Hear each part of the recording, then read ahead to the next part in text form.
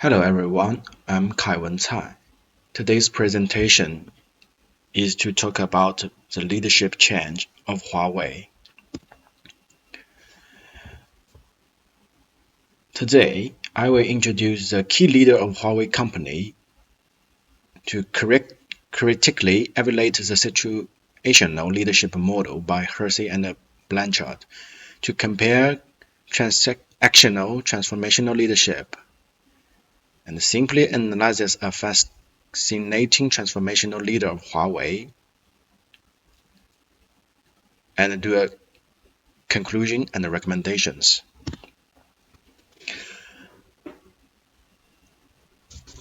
Now let me talk about the background of Huawei. Huawei is a Chinese multinational technology company. It provides telecommunications equipment and sells consumer electronics, smartphones, and is headquartered in Shenzhen, Guangdong.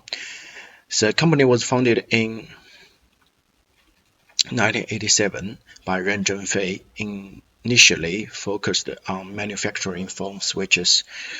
Huawei has expanded its business to include building telecommunications networks, providing operational and consulting services and equipment to enterprises inside and outside of China, and manufacturing communications devices for the consumer market. Huawei has over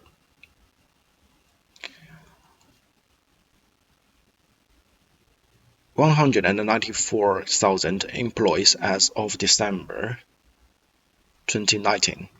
Huawei has deployed its products and services in more than 170 countries. Huawei overtook Ericsson in 2012 as the largest telecommunications equipment manufacturer in the world and overtook Apple in 2018 as the second largest manufacturer of smartphones in the world, behind Samsung Electronics. In December 2019, Huawei reported that its annual revenue had risen to $121.72 billion in 2019. Ren Zhengfei is the key leader of Huawei company. He is a Chinese entrepreneur and engineer. He is the founder and the CEO of Shenzhen-based Huawei, the world's largest manufacturer of telecommunications equipment and the second largest manufacturer of smartphones. As of February 2019, he had a net worth of $1.3 billion.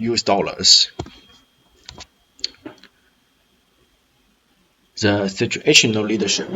Situational leadership theory, or the situational leadership model, is a model created by Paul Hersey and Ken Blanchard, developed while working on management or organizational behavior. The theory was first introduced in 1969 as a life cycle theory of leadership. During the mid-1970s, life cycle theory of leadership was renamed the situational leadership theory. The fundamental principle of the situational leadership model is that there is no single best style of leadership. Effective leadership is task relevant, and the most successful leaders are those who adapt their leadership style to the performance readiness, ability, and willingness of the individual or group they are attempting to lead or influence. Effective leadership varies not only with the person or group that is being influenced,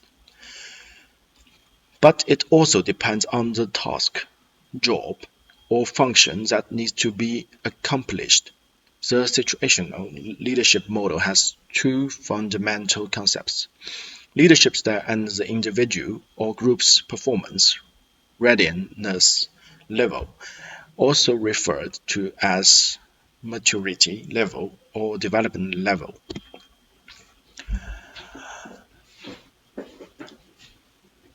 The advantages about situational leadership.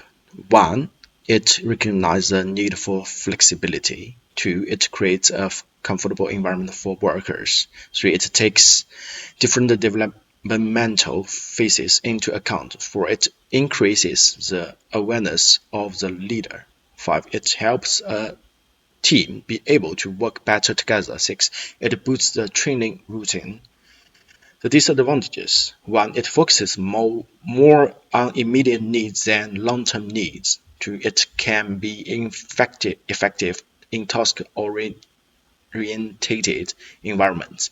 3. It can be challenging to define maturity. 4. It does not provide enough information for some leaders. 5. It is based on the skill level of the leader. 6. It creates a cooperative dependency.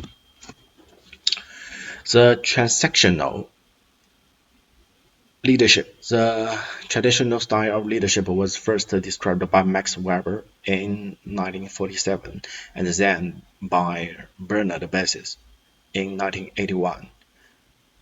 This style is most often used by the managers. It focuses on the basic management process of controlling, organizing, and short-term planning.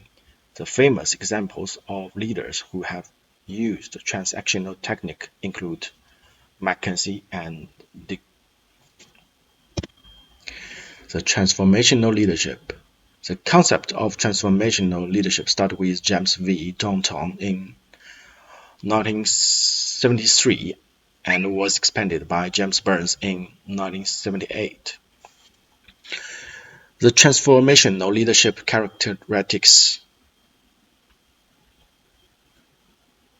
1. Encourage the motivation and positive development of followers. Exemplifies moral standards within the organization and encourages the same of others. Fosters an ethical worker environment with clear values, priorities, and standards. Builds company culture by encouraging employees to move from an attitude of self-interest to a mindset where they are working for the common good. Holds an emphasis on safety, cooperation, and open communication. Provides coaching and mentoring, but allowing employees to make decisions and take ownership of tasks. So here is the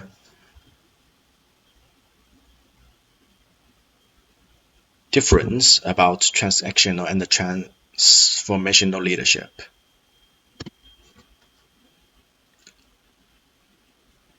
Many will say that the blueprint of Huawei success has been laid out by Ren Zhengfei, and even though Huawei nowadays makes use of a rotating leadership system in which every 6 months another board member is the acting CEO, its founder still has a significant impact on the pace and the direction of the company. Here are the 7 leadership lessons of Ren Zhengfei. Now let's do a conclusion. In conclusion, all of the above and the literature on the recent trend in approach to leadership as a shared social phenomenon, it is clear that the CEO position, represented by a unique individual problem solver, it is not the future for value-driven organizations. The innovative approach of Huawei to leadership represents an interesting and insightful approach to how leadership at the highest company level may look like in the future. Indeed, the rotating CEO system of Huawei has delivered a decision-making system where both the ideas of democracy and centralization are balanced. This system means that a company can prevent itself from collapsing due to a single leader and at the same time benefit from the shared wisdom present to raise efficiency.